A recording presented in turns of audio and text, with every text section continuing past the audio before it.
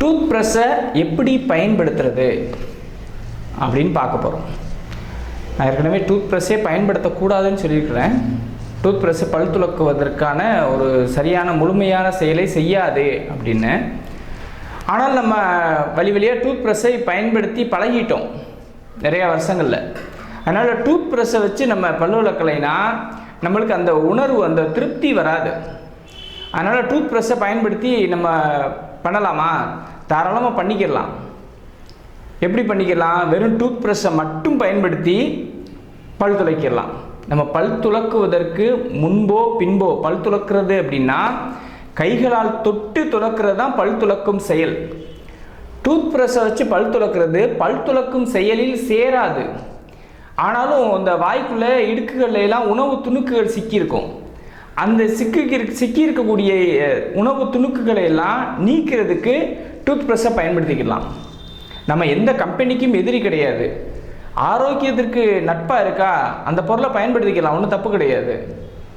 அந்த மாதிரி tooth brush வாய்க்குள்ள இருக்கக்கூடிய உணவு துணுக்குகளை நீக்குவதற்காக நம்ம பயன்படுத்திக்கலாம். ஏன்னா நம்ம மரபார்ந்து வேப்ப ஈர்க்கத்தான் இதை பயன்படுத்திக்கிட்டு இருந்தோம். வேப்ப மரத்தினுடைய அந்த இலைகளுக்கு நடுக்குள்ள இருக்கக்கூடிய ஈர்க்கை எடுத்து அந்த ஈர்க்கை பயன்படுத்தி வாய்க்குள்ள இருக்கக்கூடிய உணவு துணுக்குகளை எல்லாம் நீக்கிறதுக்கு நம்மளுடைய மரபார்ந்து பயன்படுத்தக்கூடிய பழக்கம் நம்மகிட்ட இருந்தது.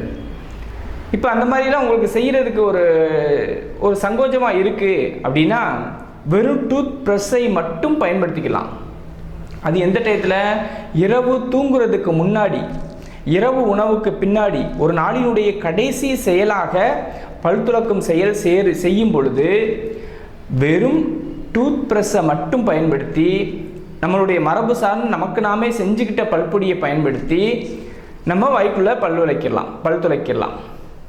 பல் துளைக்கி கீழே துப்பிட்டு அதுக்கு பிறகு நம்மளுடைய கைகளால் வாய்க்குள்ள எல்லா இடங்களையும் அழுத்தி கொடுக்கணும், வருடி கொடுக்கணும், தடவி கொடுக்கணும்.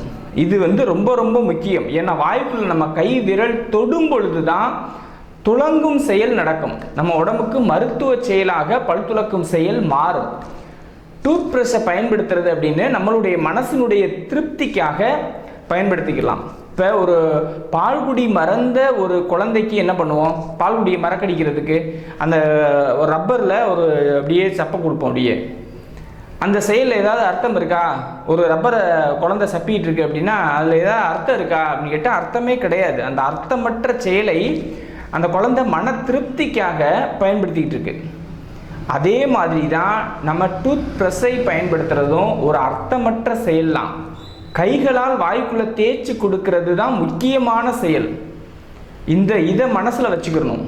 அந்த அர்த்தமற்ற செயலை நம்ம மனசை திருப்திப்படுத்துறதுக்காக செய்யலாமா அப்படின்ட்டா தாராளமாக செஞ்சுக்கலாம். இரவு தூங்குறதுக்கு முன்னாடி வெறும் டூத் ப்ரஷ்ஷை மட்டும் வச்சு சும்மா இப்படி நம்ம செஞ்சுக்கலாம்.